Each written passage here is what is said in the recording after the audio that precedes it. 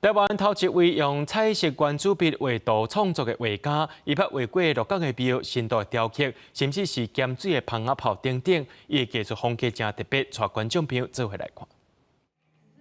丰富的色水甲图样，无讲真正看袂出遮尔水的图，竟然是用圆珠笔画出来的。来自中华鹿港的艺术家曾永宁，创作已经超过20档，画工有路，无顶正甲看，常常互人叫是用一般水彩画的。以为说它是用水彩或是用油彩来画的，但是其实到现场之后近看才发现，其实它是用原子笔，就是每一笔，然后慢慢的就是勾勒出来的。人要恒心跟毅力，然后不断的在，就像农夫一样，不断的在耕作，然后透过这个耕作的过程中，它就会有成果，它的花就会长出来，长得丰盛，花园就会美丽这样子。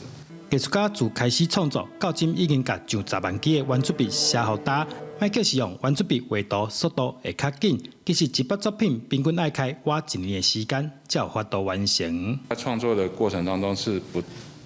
同时进行很多幅作品，我不会单一一件作品一次就把它画完，然后透过这样反反复复，所以一件作品差不多一系列的作品，差不多1、2年会完成一系列的作品。